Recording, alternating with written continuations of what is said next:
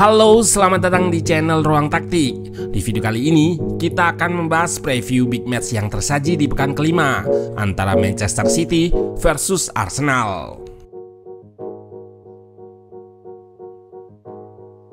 Di beberapa musim terakhir, Manchester City dan Arsenal selalu menjadi dua tim teratas di klasemen dan bersaing ketat untuk memperebutkan gelar juara IPL. Musim 2022-2023, Man City unggul 5 poin dari Arsenal, dan di musim lalu mereka kembali unggul dengan margin yang lebih tipis, hanya 2 poin. Pada musim ini, Man City dan Arsenal kembali jadi favorit juara dan akan kembali bersaing untuk memperebutkan gelar tersebut. Saat ini anak asuh Pep Guardiola duduk di puncak klasemen dengan koleksi 12 poin, hasil sapu bersih kemenangan di 4 laga awal. Sementara itu The Gunners satu strip di bawahnya dan hanya terpaut 2 poin dari Man City. Minggu malam nanti, kedua tim akan bertemu di Etihad Stadium untuk memperebutkan 3 poin dan puncak klasemen. Man City sebagai tuan rumah punya misi untuk mempertahankan posisinya dan memperlebar jarak. Sementara itu, Arsenal sebagai tim tamu tentu tidak mau pulang tanpa membawa poin. Nah, bagaimana kira-kira laga akan berjalan dan bagaimana adu taktik Pep Guardiola versus Mikel Arteta? Let's go, kita bahas sama-sama.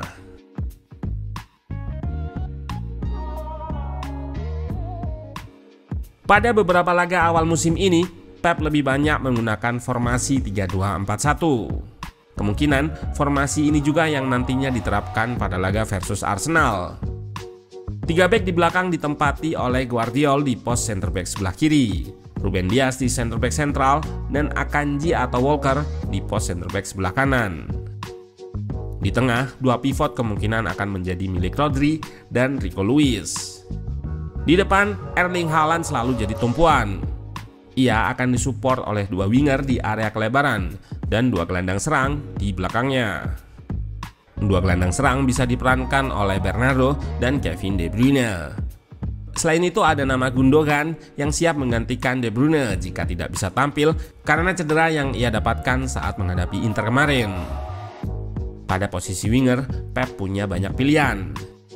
Di kanan ada Savinho dan Foden, dan di kiri ada Doku serta Grealish.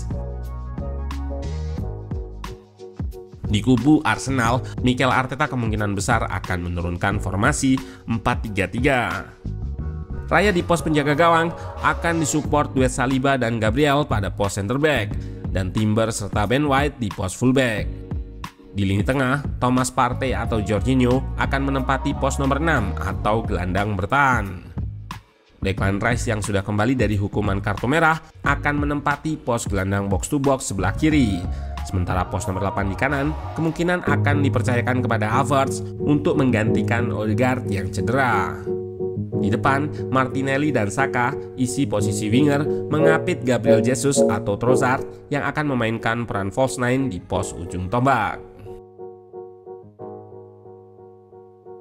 Sebelumnya, Arsenal selalu jadi bulan-bulanan oleh Man City.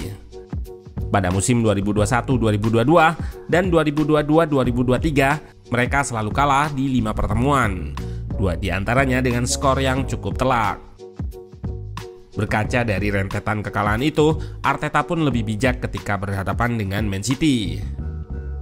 Jika sebelumnya mereka meladeni City dengan permainan possession yang berujung kekalahan, baru-baru ini Arteta memilih untuk bermain lebih reaktif dan berusaha mengontrol permainan meski nggak banyak menguasai bola. Cara ini pun dibilang cukup berhasil. Musim lalu The Gunners nggak kalah dalam 3 match melawan Man City, 2 kali imbang di laga Community Shield dan laga tandang, dan sekali menang di laga kandang. Untuk mengontrol permainan tanpa possession, The Gunners nggak segan untuk bermain lebih reaktif dengan medium block dan membentuk blok pertahanan yang kompak dengan jarak antar pemain dan jarak antar lini yang berdekatan. Hal ini juga yang mereka perlihatkan di laga derby melawan Spurs pekan lalu. Arsenal lebih reaktif, blok pertahanan kompak dan kontrol tanpa possession. Hasilnya, mereka bisa menang meskipun hanya menguasai 36% ball possession. Possession yang rendah ini juga dari pendekatan mereka yang lebih direct ketika menguasai bola.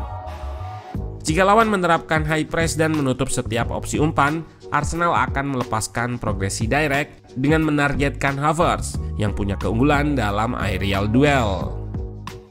Lewat hal tersebut, kemungkinan di laga Minggu malam nanti, The Gunners akan memainkan game plan yang sama dan possession akan didominasi oleh Man City. Seperti yang sudah kita ketahui, Man City merupakan tim dengan basis possession dan sudah terbiasa menghadapi lawan-lawan yang tidak meladeni permainan mereka secara terbuka. Musim ini ada sedikit perubahan yang diterapkan Pep saat on possession. Ketika bangun serangan, nggak lagi menggunakan dua pivot yang berdekatan di depan lini pertama. Meski di atas kertas posisinya sebagai gelandang nomor 6, Rico Lewis akan lebih sering berada di koridor half space, meninggalkan Rodri sendirian di tengah. Rico Lewis bisa mengisi pos gelandang serang ketika De Bruyne atau Bernardo bergerak roaming. Skema hafalan Man City saat menyerang adalah dengan dua gelandang serangnya yang sering bergerak roaming ke satu koridor. Kevin De Bruyne di sisi kiri seringkali akan melebar ke koridor sayap untuk membuka ruang menerima umpan progresi. Melebarnya gelandang serang ini juga bertujuan untuk menciptakan koneksi dan situasi menang jumlah di area kelebaran atau wide overload. Bahkan Bernardo Silva juga sering roaming dan berada di satu area dengan De Bruyne dan winger kiri Man City.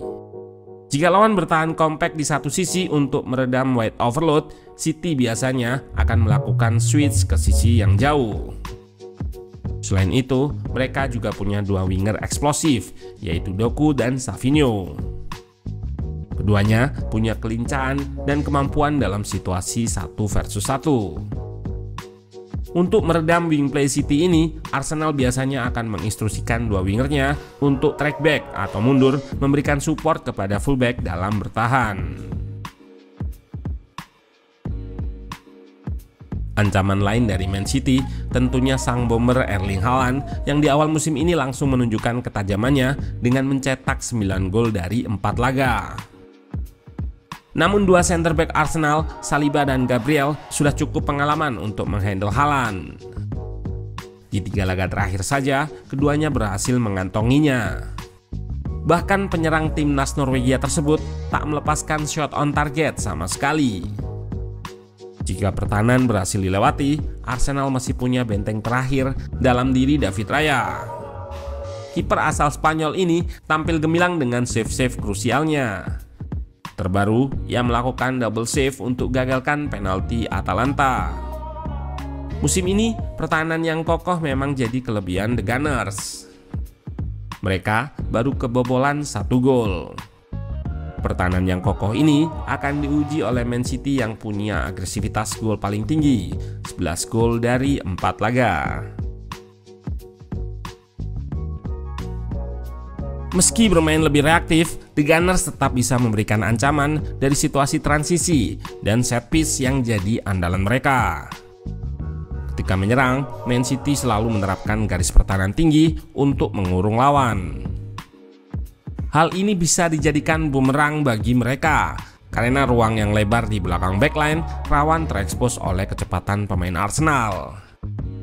Terlebih jika mereka bisa tampil klinis saat melakukan serangan balik. Jika buntu dalam open play, situasi bola mati bisa jadi penentu, di mana Arsenal merupakan ahlinya dalam hal ini. Ketika menghadapi Spurs, gol kemenangan tim meriam London tercipta dari situasi corner kick. Set play-nya adalah dengan menumpuk banyak pemain di area depan kiper. Beberapa pemain bergerak sebagai decoy atau umpan dan kerumunan di depan kiper, membatasi geraknya untuk memotong crossing yang dilepaskan ke area tengah. Gabriel yang jadi target crossing pun berhasil melepaskan diri dari marking pemain Spurs. Duel dua tim favorit juara ini diprediksi akan berjalan dengan ketat, dan biasanya jika satu tim tidak bermain terbuka, maka tidak akan terjadi banyak gol dan momen-momen detail lah yang akan jadi penentunya. Arsenal dengan pertahanan terbaik akan menghadapi Man City yang punya serangan paling tajam. Mampukah mereka bisa mencuri poin dari Etihad Stadium atau Man City yang akan memperlebar jarak dengan Arsenal? Patut kita tunggu.